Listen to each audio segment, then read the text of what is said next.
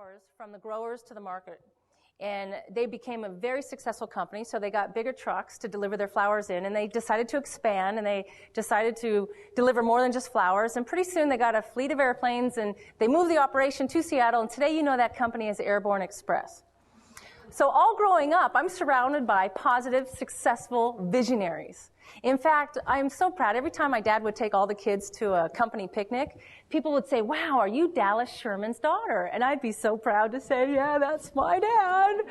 You know, I'm just real proud of my dad. He's always been there for me. He's always been my mentor and my hero in the area of business and setting goals for myself. I learned a long time ago that this is what I want to do for a living. I mean, I truly am blessed. Based on my parents raising me with vision, when I was 17, I saw my first speaker. I was so inspired by that speaker that I decided that one day I want to become a professional speaker.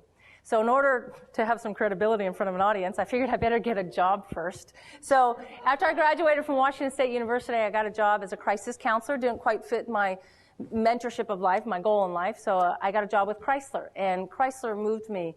Every time I was promoted, they moved me. And my dad always taught me, go where the company sends you, because there will be a time in your life where you will choose where you want to live. So take advantage of that benefit. So I moved all over the country for Chrysler, and I ended up in Allentown, Pennsylvania. Spent 5 years in the training department before I went on my own as a professional speaker and moved to San Diego.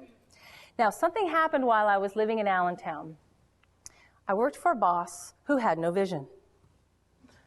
Can you relate? I hope you never work for a boss like this. And here's how I know he had no vision. I am so inspired by speakers. I mean, I have been going to seminars and going to watch people speak forever and ever and ever. I mean, I'm so inspired. So here across my desk becomes this flyer. This flyer came to me, and it was advertising one of those success rallies with Zig Ziglar and Brian Tracy. I am so excited. These are my heroes in the speaking industry. I grew up listening to Brian Tracy and Zig Ziglar. Now, most people know who Zig Ziglar is. He's one of my favorite all-time speakers. And Brian Tracy is not as popular by name, but I believe he's one of the best sales trainers in the world. So when I saw this flyer, I was so excited. I went to my boss. I said, "Hey, boss, can I go to this seminar?" And guess what he said? No. I said, "Boss, it's only $99. I'm in the training department. I will go take the day, learn everything I possibly can, come back and teach everybody else in the department what I learned." And he said, no. I said, "Okay, how about if I just pay for it myself? And you'll give me one of the company cars to use for the day." I work for Chrysler, plenty of company cars. I'll drive to Philly, I'll learn everything I can, and I'll come back and I'll teach everybody in the department what I learned. And he said, no.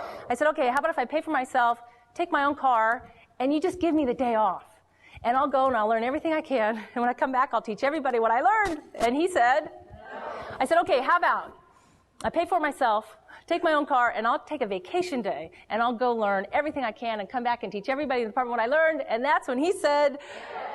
"I don't care what you do when you go on vacation." Okay, thanks for your support. I took the day off. There was like 2,500 people in this audience, and I'm like, oh man, this is great. I love to be surrounded by people who are willing to invest their time and their energy and their creativity to go and learn something new. And I was in like the 10th row. I'm so excited. Zig Ziglar was great. Loved him. And then Brian Tracy closed the day. And man, everybody, he brought the house down. It was so good. Now, at the end, hundreds of people rushed the stage to meet him in person. And I'm thinking, man, look at this guy work the room. See, remember I had a vision of one day becoming a speaker? So I'm watching him from a potential speaker's point of view. I'm watching how he interacts with the crowd. I'm watching him work the room. And I was so impressed. Here's what he would do. He would shake about, 8 or 9 hands, about 2.5 seconds with each person. I was timing him. And then he would shift and he would work this side of the room. And I'm like, man, this guy is good. He's really doing it. He's got this rhythm. He's got this cadence. He's not ignoring everybody. This is great. Then it hit me. I only have 2.5 seconds with Brian Tracy. What am I possibly going to say to him in such a short amount of time to make a connection with him, to let him know I'm not like these people. I have aspirations of one day being up there. How am I going to tell him that in 2.5 seconds? So right before I went to meet him, I took a big, deep breath, and I went to shake his hand, and I said this: "Mr. Tracy, my boss wouldn't support me coming here today, so take a vacation day, pay for it myself just to come hear you speak." And it stopped him cold. And he gave me a hug.